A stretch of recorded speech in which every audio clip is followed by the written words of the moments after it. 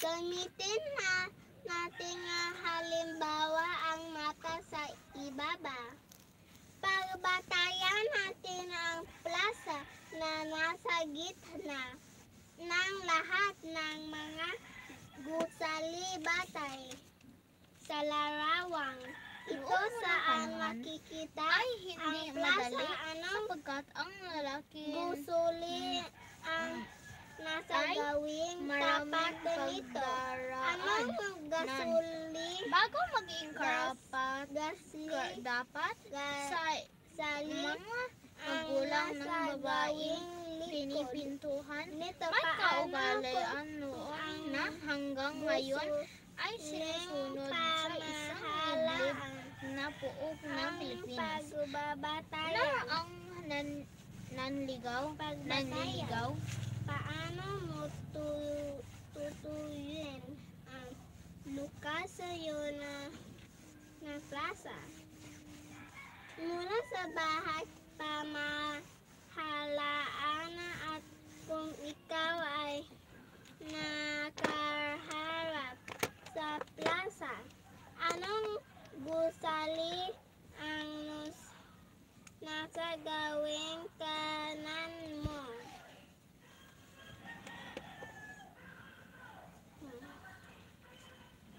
Kami asito napibas. Mikay na, distract naman ka anak. Kay na unsa naman ka? Puok ng Pilipinas na ang nanliligaw ay maglikod muna sa mga magulang na dalaga sa loob ng ilang buwan o kung minsan ay ang mga taon. Ang mga lalaking umiibig noon ay handang magpasakit at magtiis ng hirap alang-alang sa kanyang minamahal.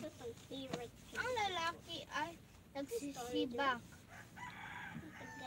ng kahoy, umiibig ng tubig at gumagawa ng anong mang bagay na taimtim. Kasi taimtim. Serious ba? Serious ba? Na palilingkod na ito ay hindi pinahihintutulang makipag-usap ang lalaki sa dalaga. Mga muta lamang nila ang nag-uusap at Si muta ang nag-usap. Ha? Si nag-usap ang mga muta. Mayama makagbuan diya Mikay sulat. Mga muta! Tama din na. Ang puta gagkakaon. Sarungan nagbasa. Nag-usap ang mga muta. Yan sa ato. Sana mga balik ka. Ang last. Yung last ni mong gikuan ba? Basa.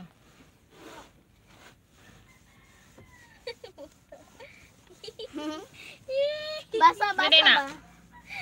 Balik ko. Sa likod ng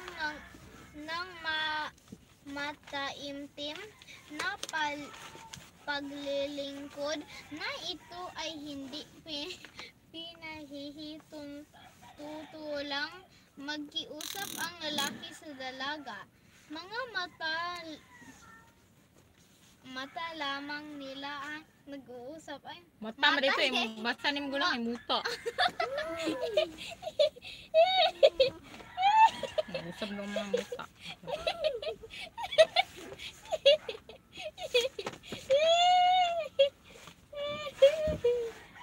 Saan lugar ang Yung may kapay. mataas na posibilidad na maaaring maganap ang pagguho ng lupa? A. Kabundukan. C. Tangway. B. Kapatagan. D. Dalamasigan.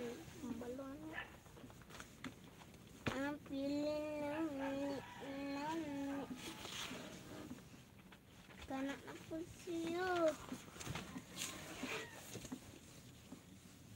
Hi, Manik. Hi, Manik. Manik. kanilang dinaramdam. Hi, Manik. Walang